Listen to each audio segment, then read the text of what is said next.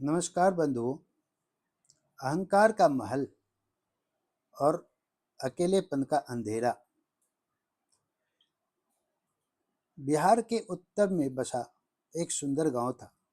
चारों ओर हरे भरे खेत, आम और शीशम का बागान, पोखर, नदी के किनारे खड़े पीपल और बरगद के पेड़, सुबह मंदिर की घंटियां की ध्वनि और शाम को लौटते पशुओं की घंटियों की मधुर झंकार।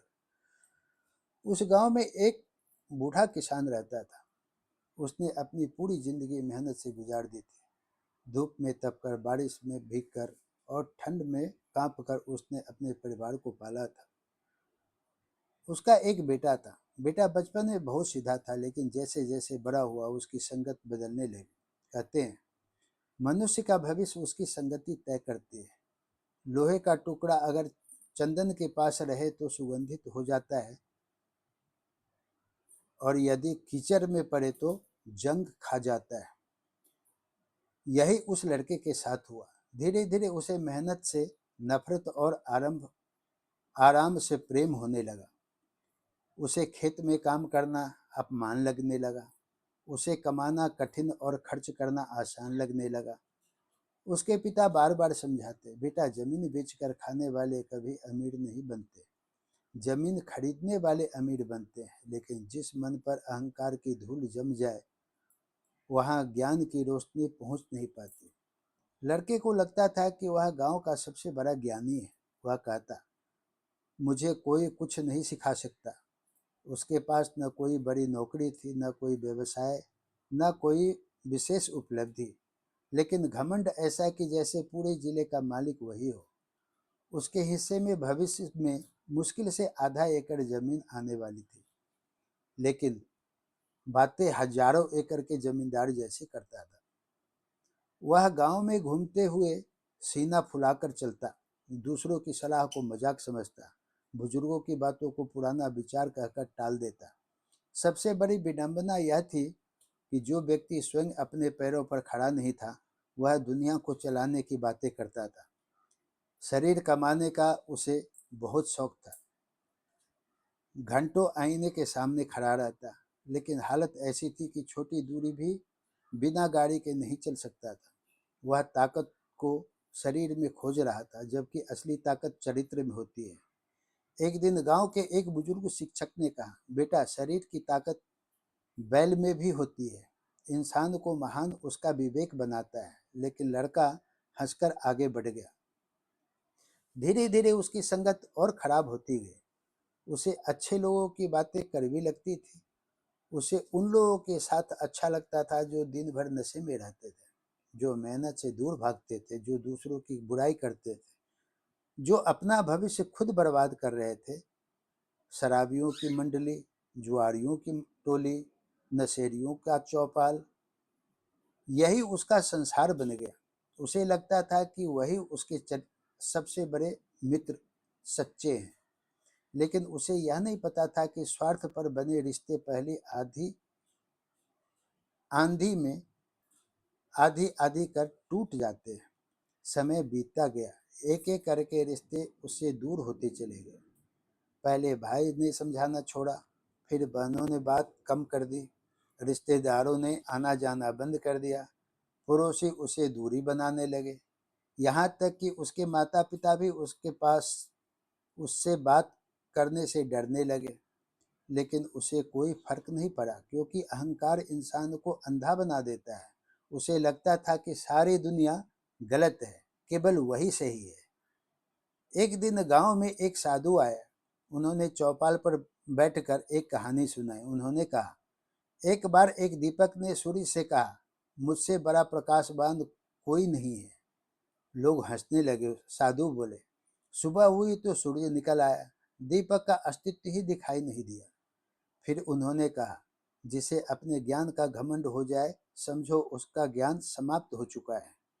लड़का भी वहां बैठा था, लेकिन उसने फिर भी कुछ नहीं सीखा। समय किसी को छोड़ता नहीं। जिस जमीन को वह बेचकर आराम से जीवन बिताने के सपने देखता था, वह धीरे धीरे कम होती गई। जो पैसा हाथ में आए, वे नशे, दिखावे और गलत संगत में बह गए।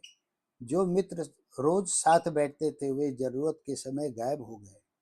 जिस मंडली में वह राजा बनता था वहां भी उसका महत्व समाप्त होने लगा, क्योंकि स्वार्थ की दुनिया में कोई किसी का नहीं होता। एक दिन उसके पास न पैसा बचा न सम्मान।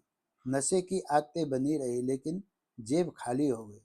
उस दिन उसे पहली बार महसूस हुआ कि उसने जीवन में क्या खो दिया है।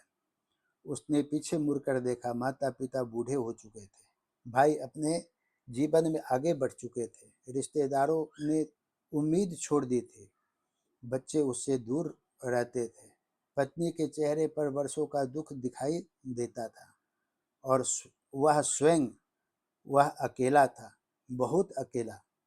उस रात वह गांव के बाहर पुराने बरगद के पेड़ के नीचे बैठा था। आसमान में चांद चमक रहा था, हवा धीरे धीरे बह रही थी। उसे अपने बचपन की याद आने लगी, पिता की मेहनत, माँ का स्नेह, भाई बहनों का प्यार, घर की हंसी, सब कुछ याद आने लगा।